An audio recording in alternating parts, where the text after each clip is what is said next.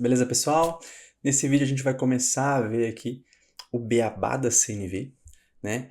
Que seria equivalente ao abecedário, as coisas mais básicas para a gente conseguir desenvolver a prática da comunicação não violenta.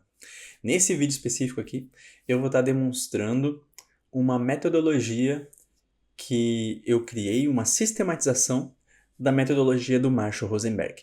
Então a gente vai partir da metodologia do observação, sentimento, necessidade e pedido, e eu vou mostrar como todas essas coisas estão relacionadas, como existe uma relação entre cada um desses elementos, e a gente vai desenvolver então o exercício de cada uma das competências básicas da comunicação não violenta: observação, sentimento, necessidade, pedido, empatia, honestidade. E a gente vai ver então todos esses componentes que vocês podem estudar no livro da comunicação não violenta, e aqui a gente vai estar trazendo isso, né, pensando nesse contexto da CNV para educadores, ok?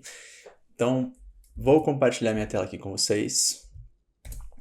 E esse aqui é um modelo do Marshall Rosenberg. Observação, sentimento, necessidade e pedido. Eu coloquei aqui isso dentro de um looping para a gente entender que o pedido está numa dimensão aqui de ação, a observação está numa dimensão de percepção, mas o sentimento também está numa dimensão de percepção, só que interna, e as necessidades, pensando nela como motivação humana, né, pensando nela como essa parte mais ativa, ela está numa dimensão, está num aspecto também de atitude, só que interna, né?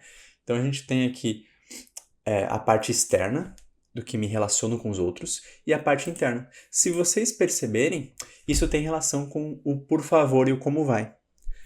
Quando a gente vai ver aí que a parte da observação da comunicação não violenta é essa capacidade de identificar o que as pessoas estão fazendo, as atitudes que as pessoas estão tendo, o que elas estão falando, né? E quando eu faço um pedido, eu quero interferir nessa parte de comportamento do outro.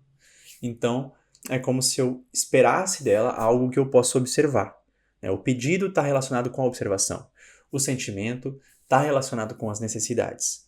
Então, enquanto que o pedido e a observação são coisas mais relacionadas à pergunta do por favor, que a gente viu que é uma das perguntas fundamentais da CNV, os sentimentos e necessidades estão relacionados à parte mais interna, que é a pergunta como vai.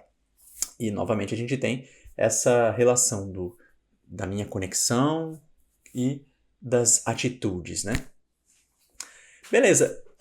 Como é que a gente vai perceber como cada uma dessas competências da comunicação não violenta se relaciona?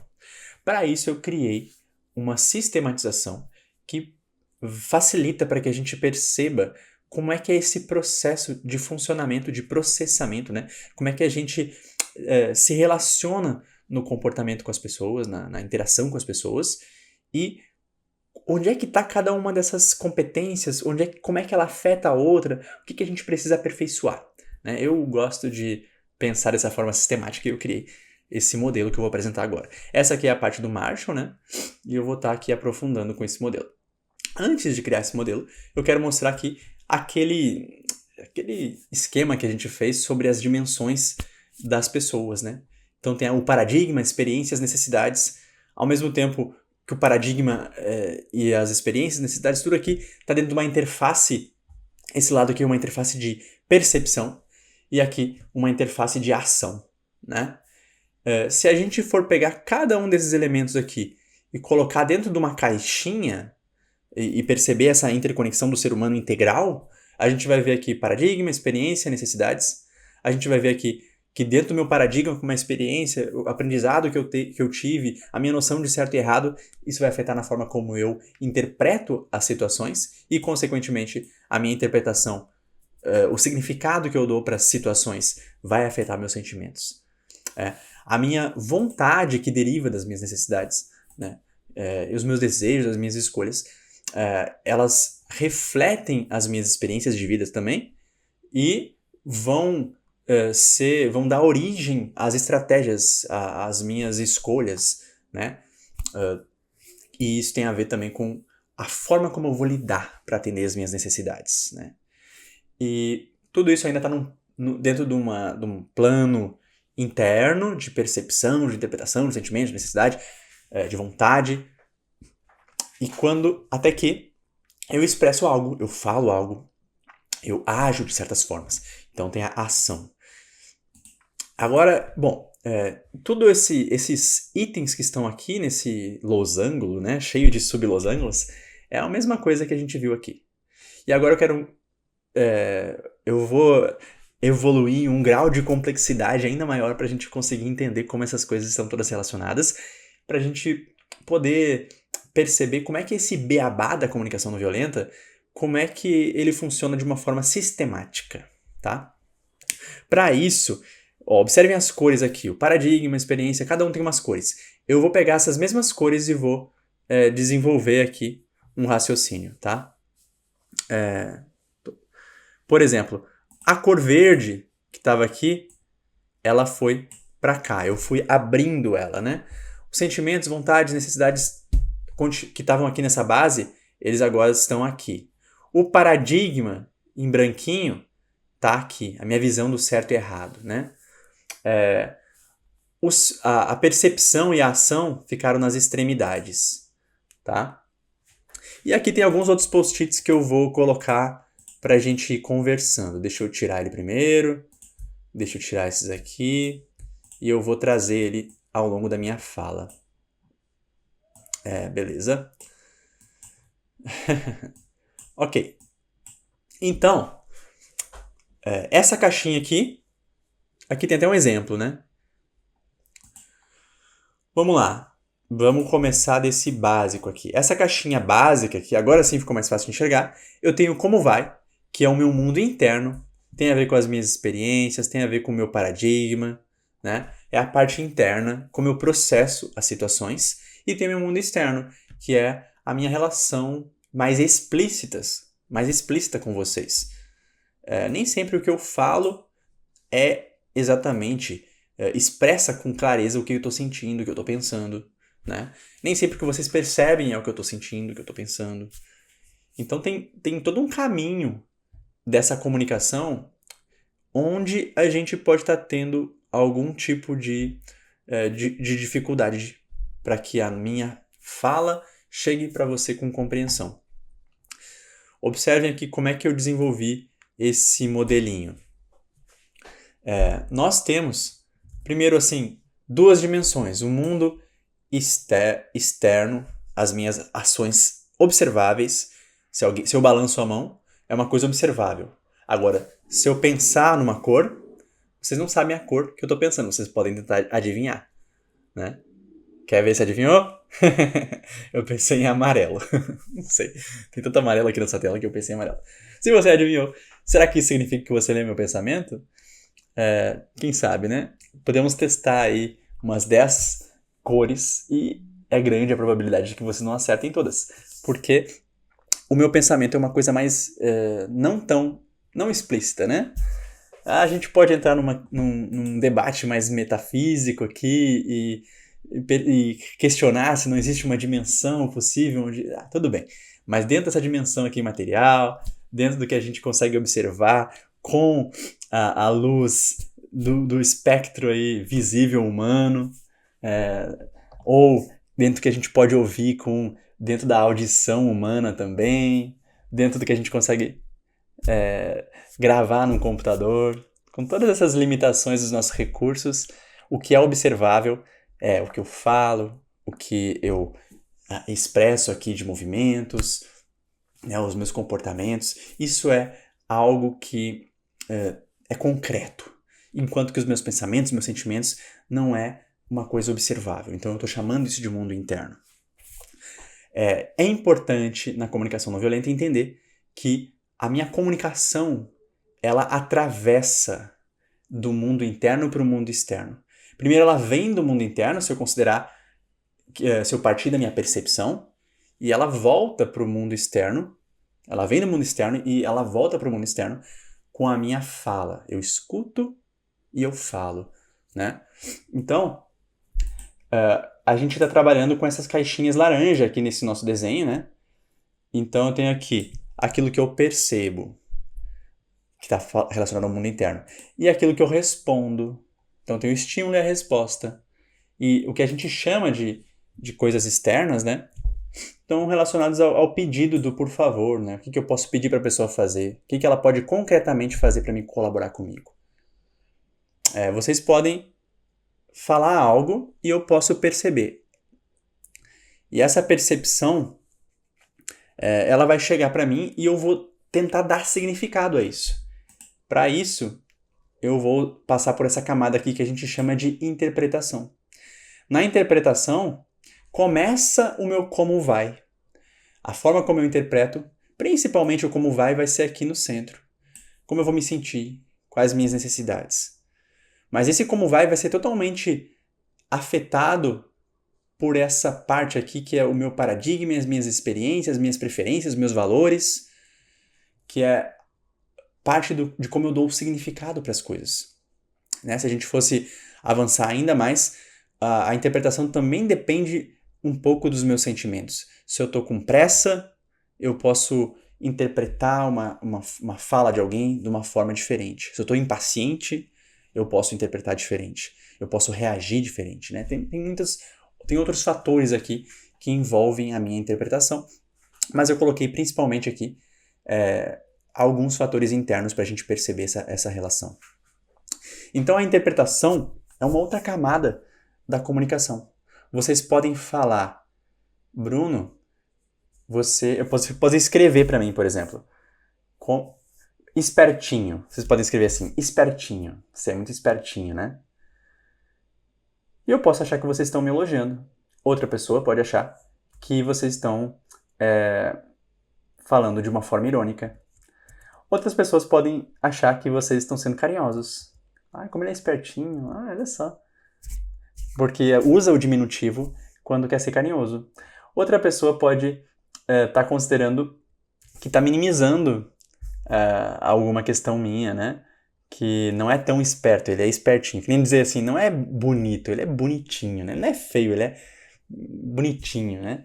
Então, às vezes a gente usa isso como uma forma de um eufemismo. Então, vejam que a palavra que eu posso entender espertinho, ela pode ter vários significados. E isso vai mudar de acordo com a interpretação que eu vou fazer. Às vezes, se eu só ler a palavra, eu posso ter dificuldade. Às vezes eu vou achar, não, ela quis dizer isso. Mas se eu olhar a expressão facial que vocês fizeram, espertinho, talvez, eu acho que vocês estão sendo irônicos, né? Então são várias coisas que vai afetar na minha interpretação. A minha interpretação vai afetar, e principalmente quando eu considero que vocês estão sendo irônicos, pode vir aqui o meu julgamento. Eu não gosto que as pessoas sejam irônicas. Ou, irônico, quando a gente é irônico, a gente está fazendo isso porque a gente quer se divertir, ou a gente está fazendo isso porque a gente quer humilhar outra pessoa. Então, dependendo do significado que eu dou, quando eu acho que alguém está sendo irônico, eu posso me sentir bem, posso me sentir mal. Eu posso ter vontade de rir. Eu posso ter vontade de me defender. Isso vai variar. Então, esses sentimentos e vontades refletem necessidades. Eu tenho uma necessidade de ser respeitado. Será que eu considero que eu estou sendo respeitado? Não, eu considero que eu estou sendo respeitado. Eu acho que foi uma brincadeira. Eu tenho uma necessidade de lazer. Nesse momento, essa pode ter sido uma forma de cultivar minha necessidade de entretenimento, de diversão. Ou não. Então, a forma como eu vou me sentir vai depender de como eu julgo o que vocês falam, quais são as minhas preferências, se eu gosto desse tipo de brincadeira ou não, quais são os meus valores, os meus princípios, quais os sentimentos anteriores que eu estava tendo antes de vocês falar, como é que eu estava me sentindo quando vocês falaram espertinho, né? Que necessidades eu estou tendo nesse momento. São muitas variáveis, né, que podem tornar uma palavra algo totalmente diferente dependendo do meu estado interno. Por isso que na comunicação não violenta a gente vai tentar separar aquilo que a pessoa falou daquilo que eu interpretei. Eu vou estar trazendo já como é que a gente sai dessa visão de como funciona o nosso processamento das coisas para as competências da CNV, tá? Mas basicamente é isso. Eu quero que vocês percebam que a comunicação ela não é tão somente um processo de trocar palavras. Eu te dou uma palavra e você recebe. É muito mais complexo. A palavra espertinho, colocada no diminutivo, pode ter tantos significados para mim que... E para uma pessoa que não fala o meu idioma, pode ter nenhum significado. Né? Pode ser apenas letras. E ela pode analisar a estética daquilo e achar, que legal, a forma dessas letras aqui, desse alfabeto, que não corresponde ao meu alfabeto. No meu país a gente tem um alfabeto diferente, né? Então, a palavra falada não necessariamente é a palavra compreendida e interpretada. E a intenção de vocês não necessariamente vai chegar para mim de forma completa. Além disso, eu posso ter uma dificuldade até mesmo na minha fala, que vem a seguir, ó.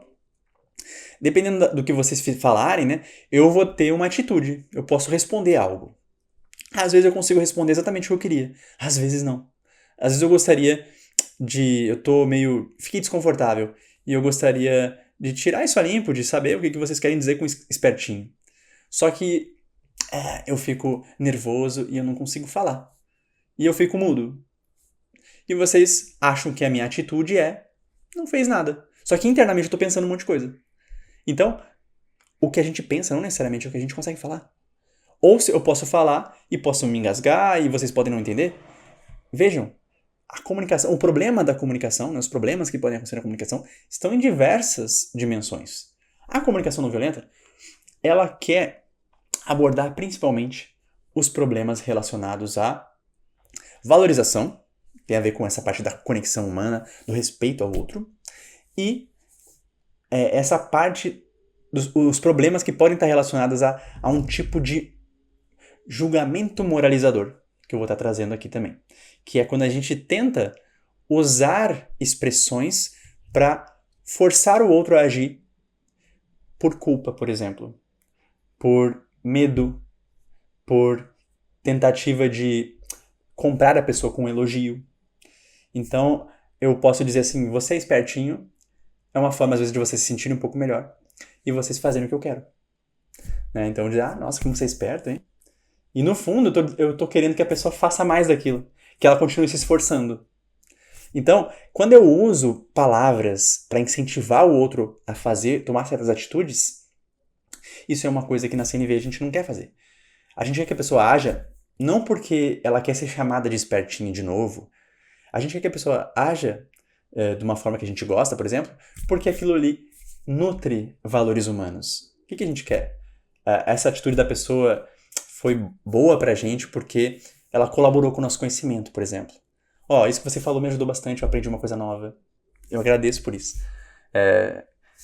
Nossa, foi muito importante pra mim. Então, eu quero, assim, te incentivar a continuar trazendo essas ideias, porque realmente contribuem pro meu bem-estar. Veja, eu não preciso usar artifícios de elogio. Eu posso falar de como eu fui afetado, como eu me senti. Eu fiquei contente ao ouvir isso que você falou. Qual a necessidade que eu tenho? Eu tinha uma necessidade de compreender esse assunto e a ideia que você trouxe me ajudou. Eu consegui ampliar minha visão sobre esse assunto. Então eu fiquei contente. E aí a minha vontade, né, meu pedido para essa pessoa, minha proposta é que quando você tiver novas ideias, você traz. Porque eu acho que eu posso continuar aprendendo e tá sendo gratificante para mim isso. Isso é diferente de tentar dizer, nossa, como você é esperto, né? Então, a comunicação não violenta a gente vai tentar exercitar certas competências que me ajudam a cultivar a consciência dos meus valores. E eu vou tentar expressar isso para o outro, porque quando eu falo para o outro dos meus sentimentos, das minhas necessidades, para que a pessoa se conecte comigo, ela vai precisar espelhar o que eu estou falando, que é o processo da empatia. Então, naturalmente, quando eu falo dos meus sentimentos, a pessoa precisa fazer uma interpretação também que remete à experiência de sentimento dela, remete à experiência de necessidade dela. E nessa dimensão de sentimentos e necessidades, a gente pode estar encontrando uma maior conexão com a humanidade um do outro, principalmente a nível de necessidades.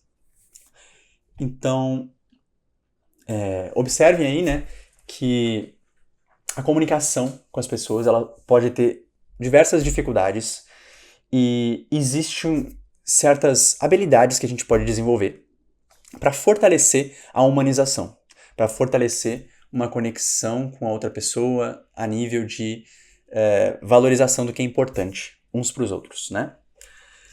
E isso é a maior preocupação da comunicação não violenta, não é tanto se a gente vai seguir certa ordem, se a gente vai falar de uma forma certa, se a gente vai falar de uma forma mais calma ou não. Tem muito mais a ver com esse demonstrar respeito, demonstrar valor, né? Identificar o que é importante para mim, identificar o que é importante para o outro e trazer isso para nossa conversa. Para além de como a gente avalia o outro, qual é o julgamento que a gente tem sobre o outro, para além do que a gente avalia em relação a gente,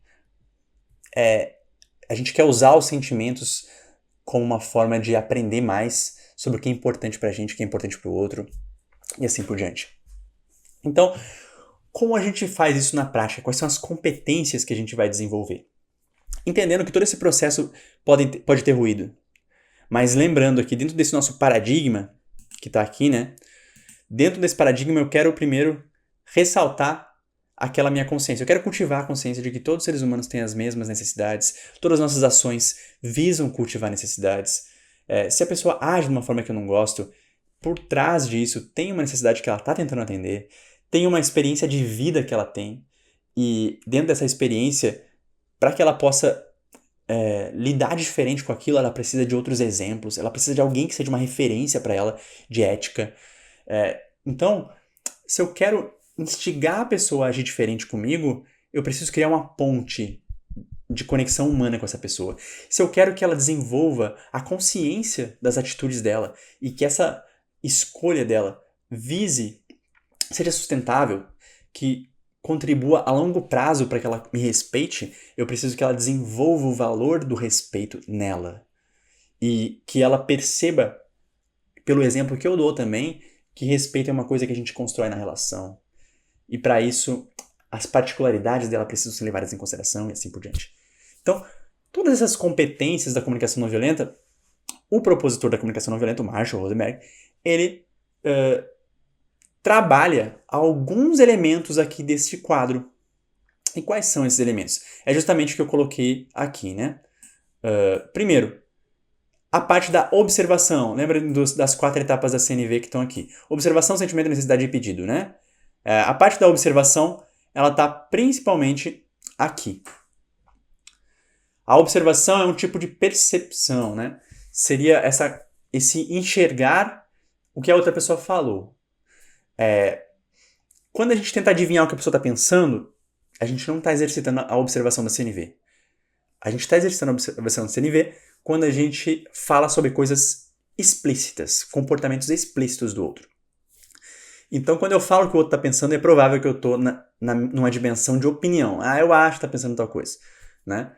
E aí, essa dimensão de opinião não é só no que a pessoa está pensando. Às vezes é o que a pessoa está pensando, o que a pessoa está sentindo, o que ela quer, qual é a intenção dela por ter falado algo, o que ela é. Então, quando eu digo que ela é a minha opinião sobre ela. Não é o que ela fez. Quando eu digo assim, você é muito chato, é provável que a pessoa receba isso com resistência. Você fala demais. Se eu falar assim, olha, você já está falando há 1 hora e eu gostaria de falar também, né? Você está falando há 50 minutos já. Eu estou preocupado se eu vou ter tempo para responder e para fazer outras atividades também. Você poderia me esperar? É diferente quando eu indico o que a pessoa fez. Você está falando há 40 minutos. É diferente de dizer que você fala demais. Nossa, você acha que tem a razão. Sempre, né? Então, as minhas opiniões sobre o outro, elas dificultam para que a outra pessoa entenda o que nesse meu pedido de por favor que eu vou fazer, né? Ao que eu tô reagindo. Na CNV, a observação da CNV serve para a gente indicar qual comportamento que a gente está percebendo na pessoa que estimula alguma coisa na gente e que está relacionado com o nosso pedido de por favor no final, né? Então, se eu quero pedir para a pessoa me escutar um pouco, talvez eu preciso indicar para a pessoa que eu estou ouvindo há mais tempo do que eu gostaria. É diferente de dizer, olha, eu estou ouvindo você há mais tempo do que eu gostaria. É diferente de dizer isso, de dizer, você fala demais. Você não entregou o trabalho que eu pedi. É diferente de dizer, vocês estão muito preguiçosos hoje. Você não está se esforçando. eu não sei se a pessoa está se esforçando. Ela pode, na verdade, ela pode estar passando por uma situação de conflito em casa. Na verdade, ela pode ter tentado fazer, mas não conseguiu. Ela pode não ter o mesmo conhecimento que eu. Ela pode ter dificuldade naquele assunto porque ela teve professores no passado que não ajudaram ela. Ou a forma como eu estou explicando não se relaciona com a realidade dela. Eu não sei. Então, dizer que alguém não está se esforçando é um tipo de tentativa de adivinhar como é a parte interna da pessoa, como é a motivação dela, o quanto de esforço ela tem disponível, que ela está colocando em algo. É tão complexo a gente dizer, é tão difícil a gente já conseguir perceber as atitudes concretas das pessoas e a gente ainda tende a tentar adivinhar o que a pessoa tem internamente. Na CNV a gente procura evitar isso e a gente vai falar sobre coisas concretas. Ó, você não entregou o trabalho que eu pedi. Essa já é a segunda vez. Então, isso é um fato. E talvez eu possa perguntar, como é que você está aí? O que você está sentindo? O que está acontecendo na sua casa? Tem alguma dificuldade? Será que existe algo que a gente pode fazer para que você consiga entregar isso até semana que vem? Eu estou preocupado porque a gente tem um cronograma, eu gostaria que a gente conseguisse se manter mais ou menos alinhados a esse cronograma, já que a gente tem bastante coisa para aprender. E eu gostaria de saber o que pode estar impedindo vocês, se tem alguma coisa que a gente pode fazer, se você precisa de uma ajuda extra, se tem alguém que a gente pode indicar para te ajudar. Então, quando a gente faz uma observação de CNV, a gente não está julgando o outro. A gente está evidenciando um comportamento que a gente quer reagir em relação a ele, quer promover um tipo de cuidado, né? Então, isso requer que a gente seja capaz de separar fatos, ações explícitas, concretas, que a gente pode observar, que a gente pode escutar, que a gente pode perceber, do que a gente interpreta. Qual a nossa opinião sobre o outro, o que a gente acha se é certo, se é errado. Tudo isso está dentro de uma dimensão de interpretação. E é forte a probabilidade de que, se a gente falar das nossas opiniões, que a pessoa vai achar que a gente está julgando ela e que a gente, sei lá, não está disposto a compreender, disposto a realmente incentivar ela a se desenvolver. O segundo aspecto da comunicação não violenta que a gente precisa treinar é esse desenvolvimento de compreensão sobre nossos sentimentos. Na comunicação não violenta, para mim, né, uma das coisas mais difíceis de trabalhar os sentimentos é que nós temos uma cultura que seleciona certos sentimentos e considera que a gente não deve falar sobre eles, né? Então, muitas vezes, essa etapa da comunicação não violenta, que é falar sobre sentimentos, ela pode repercutir de uma forma de conflito, pode dificultar para que a gente consiga se conectar com o outro. Porque muitas vezes a gente traz nosso sentimento e a gente traz isso como se a outra pessoa fosse culpada, porque ela está causando nosso sentimento.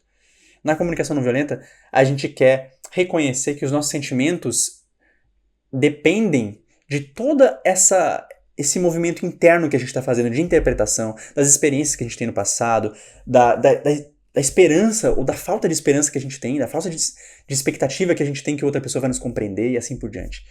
Então, sentimentos precisam ser conectados a causas internas, principalmente a necessidades.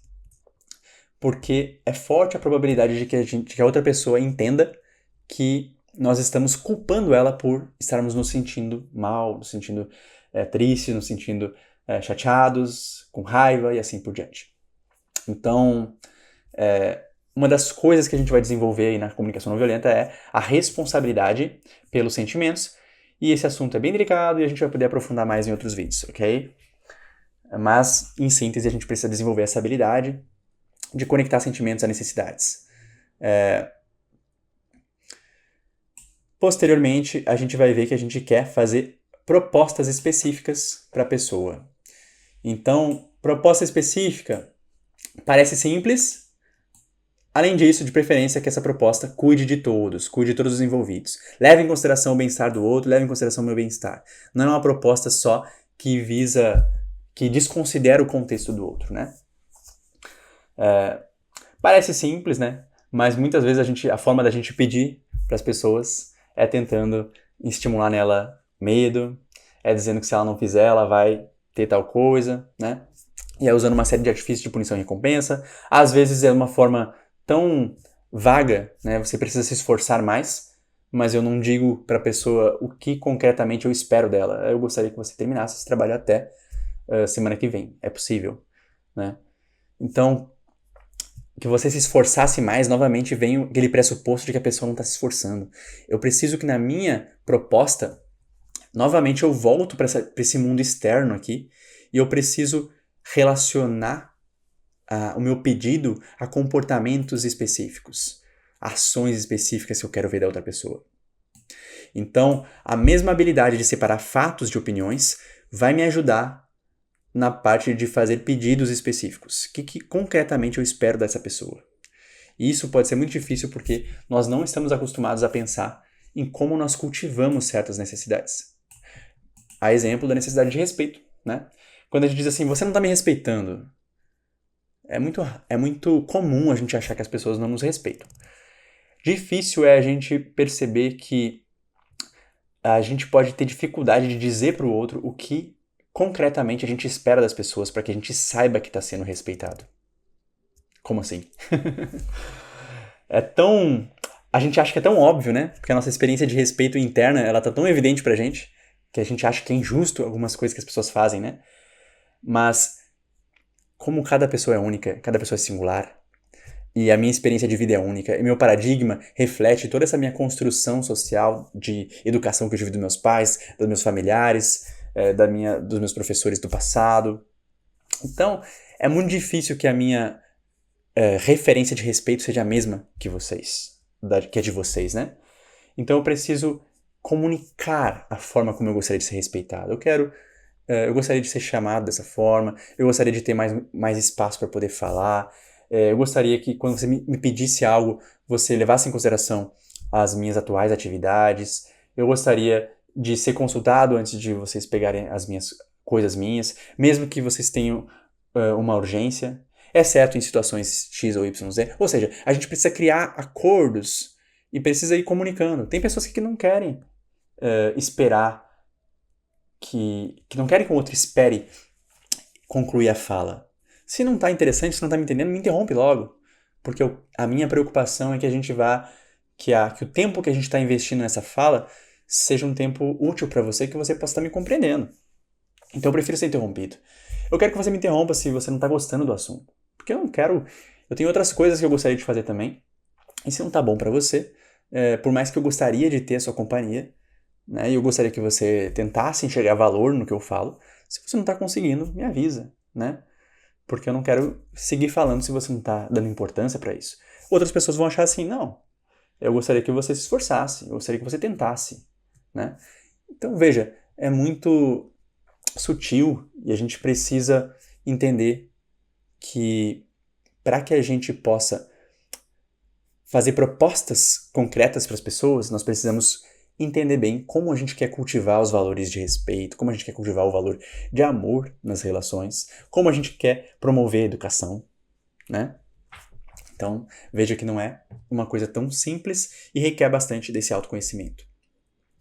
Bom, essas aqui são as competências principais da comunicação não violenta, além dessa parte de autoempatia que eu tô falando, né?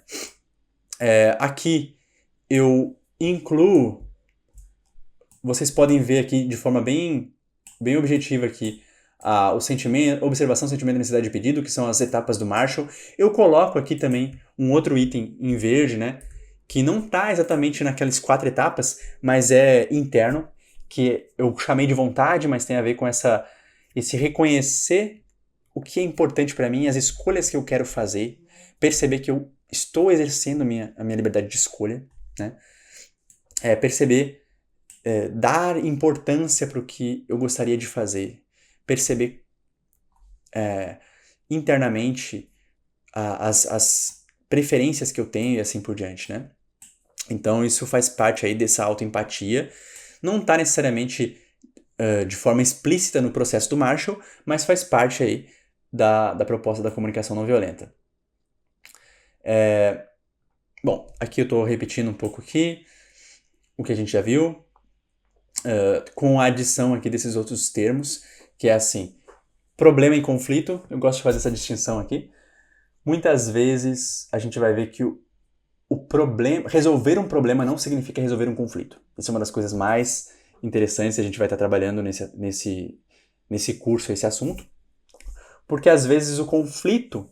O que é o problema? O problema é uma necessidade que a gente quer atender, é uma coisa que a gente quer realizar, às vezes é uma tarefa que a gente quer que seja concluída e que tenha certas características. Tem a ver com a forma como a gente contribui uns com os outros. O conflito tem a ver, não está na dimensão da contribuição do por favor. Ele está na dimensão do como vai. O conflito tem a ver com a compreensão profunda que eu tenho do outro, com a valorização do outro. Então, às vezes, a gente pode dizer assim, a gente pode resolver um problema, mas não resolver um conflito. Então, eu posso dizer para vocês assim, olha, a partir de agora, todas as pessoas não vão mais falar dessa forma aqui com essa pessoa aqui. Todo mundo ninguém mais vai chamar essa pessoa aqui de lerdo, né? De preguiçoso. Porque isso é uma forma de assédio psicológico, isso é uma violência psicológica que a gente está promovendo e a gente não quer fazer isso com os colegas. Bom, talvez as pessoas não chamem mais a outra pessoa de preguiçosa, de lerda, mas internamente elas continuam incomodadas, continuam revoltadas porque a outra pessoa não está fazendo tão rápido quanto o outro. Então eu resolvo o problema aparente, que é o que está explícito, né? Mas eu não resolvi o conflito, porque eu não tive um espaço para poder saber como o outro está se sentindo nesse contexto. Eu não tive um espaço de empatia. Eu não sei, de fato, o que impede que aquela pessoa possa fazer aquilo no tempo que eu gostaria.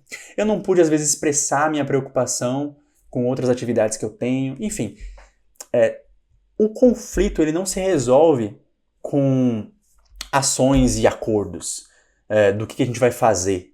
Ele se resolve muito mais nesse movimento de empatia, movimento de escutar o outro. Então tem mais a ver com esse como vai, de perceber como eu estou sendo afetado por esse contexto. Quais são as minhas dores nesse contexto, quais são os meus lutos nesse contexto, e quais são as minhas gratidões também, o que é importante para mim, o que eu quero cuidar nesse contexto. E aí, coloquei aqui alguns itens e mais. Bom, aqui vocês vão ver que tem algumas cores, né? Eu estou mudando um pouco as cores. E as cores que eu gosto de usar aqui, esse modelinho, vocês vão ver mais no meu trabalho, essas cores aqui. Mas observem que eles derivaram ali deste desenho aqui, né? O que eu adiciono também nesse outro quadro, aqui dentro do paradigma, tem o certo e errado, mas tem alguns itens que a gente vai estar trabalhando na comunicação não violenta, que eu chamei de itens de escolha, né? Às vezes a gente não percebe que a gente pode interpretar de outras formas. Eu posso ressignificar o que as pessoas falam. Eu não posso mudar o passado, mas eu posso trazer um novo significado para aquela fala daquela pessoa. Aquela pessoa me chamou de irresponsável. Eu fiquei muito magoado porque eu me esforço tanto e aquela pessoa não reconheceu isso. Eu ainda vou achar que isso é injusto eventualmente, mas eu posso pegar essa situação, que é uma memória minha. Eu não posso mudar ela, mas eu posso dar um outro significado para ela. Talvez ela me chamou de irresponsável porque ela estava preocupada e ela gostaria de me incentivar a entregar aquele trabalho. Talvez ela me chamou de irresponsável porque ela estava preocupada se eu ia valorizar o que ela estava propondo. E essa foi a forma como ela tentou me incentivar. Essa foi a forma como ela tentou me pedir por favor. Eu não gosto dessa forma, mas eu percebo que talvez essa pessoa não tenha tido uma referência e um exemplo de comunicação não violenta como eu estou tendo agora, né? Então essa foi a forma como a pessoa tentou buscar algum tipo de cuidado na relação comigo. Eu não gosto da forma como ela usou, mas eu posso compreender ela. E eu posso perceber que eu não tenho que me sentir culpado em relação a isso. Eu posso pensar sim sobre como eu posso deixar mais claro para aquela pessoa que as minhas escolhas também levam em consideração o bem-estar dela, mas que não necessariamente eu vou ter capacidade de fazer tudo o que ela pede. Isso não significa que eu sou irresponsável, né? Necessariamente. Isso pode representar que eu tenho algumas coisas na minha vida que eu estou tentando gerenciar e que nem sempre eu vou conseguir dar conta de tudo e por isso nem sempre eu vou escolher fazer o que as pessoas me pedem, né? Mas mesmo que seja esse caso, essa fala de que eu sou responsável, ela pode servir para que eu tente buscar uma maior compreensão sobre quais são os desafios que eu estou enfrentando na minha vida em relação a gerenciar escolhas, gerenciar projetos, gerenciar atividades que eu faço, né? Então, observem que essa escolha sobre como a gente vai interpretar, ela é algo que vai fortalecer a nossa humanização, nossa humanidade. A escolha no nosso conhecimento, né? O que eu posso aprender, como eu posso ampliar minha visão sobre isso, como eu posso melhorar os meus julgamentos, tudo isso, essas escolhas sobre o que a gente pode desenvolver de novos conhecimentos, vai afetar o nosso paradigma, vai afetar o nosso conhecimento, e isso, consequentemente, vai mudar a nossa forma de reagir e, consequentemente, também interpretar o que as pessoas falam pra gente de forma mais imediata, né? As nossas preferências, os nossos valores vão ficar mais ou menos disponíveis e a gente pode escolher desenvolver essa consciência. Nós podemos, no âmbito dos sentimentos, né? A gente tem sempre algumas escolhas e parece um pouco complexo isso, mas eu vou estar aprofundando mais. Mas tem alguns sentimentos que denotam que a gente está fazendo certas escolhas de rejeitar, de não tolerar, né? E a gente vai estar aprofundando mais isso na parte das escolhas dos sentimentos que estão relacionados a conflitos, por exemplo. A vontade está totalmente relacionada com a escolha, né? Do que a gente quer fazer. As estratégias, a gente pode atualizar e pode descobrir novas estratégias para resolver certos conflitos que não necessariamente usam a violência, esse é o objetivo nosso, né? Então, a gente pode desenvolver uma maior capacidade de trabalhar com princípios de CNV e sair da competição, sair do julgamento, né? E tentar buscar formas mais de cooperação, de conciliação, de cuidar mais uns dos outros e assim por diante. Então, aqui tem alguns itens aí dentro dessas competências da CNV que a gente pode fortalecer. Esse conteúdo que eu passei para vocês até agora, nesse vídeo, ele é uma base para a gente entender qual é esse beabá da comunicação não violenta.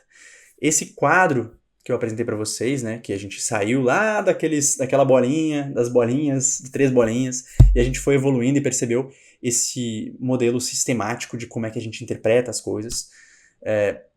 Esse quadro a gente vai estar usando como referência para perceber como cada uma dessas competências precisam ser trabalhadas na gente. E aí a gente pode perceber qual eu tenho mais dificuldade, qual eu tenho mais facilidade, qual que aquela pessoa tem mais facilidade, como eu posso apoiar para que ela desenvolva mais a comunicação não violenta dela, né? Como que eu posso apoiar ela para ela poder viver mais a comunicação não violenta comigo?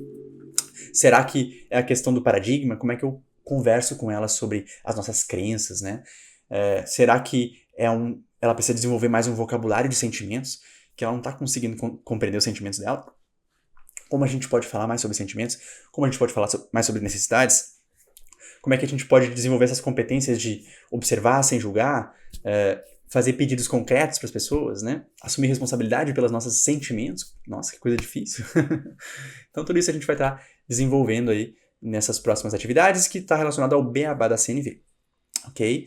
São, acho que umas 10 atividades assim. Nas próximas 10 atividades a gente vai estar vendo item a item, e esses itens são os itens trabalhados no livro da comunicação não violenta. Depois que a gente trabalhar esses itens, a gente ainda vai ver alguns aprofundamentos e a gente vai ver que tem muita coisa para trabalhar em cima dessas competências básicas. Mas esse modelo, essas caixinhas que a gente criou, vai permitir que a gente possa perceber cada uma dessas competências que a gente pode desenvolver. Ok? Então, espero vocês aí na continuidade no beabá da CNV. Até breve.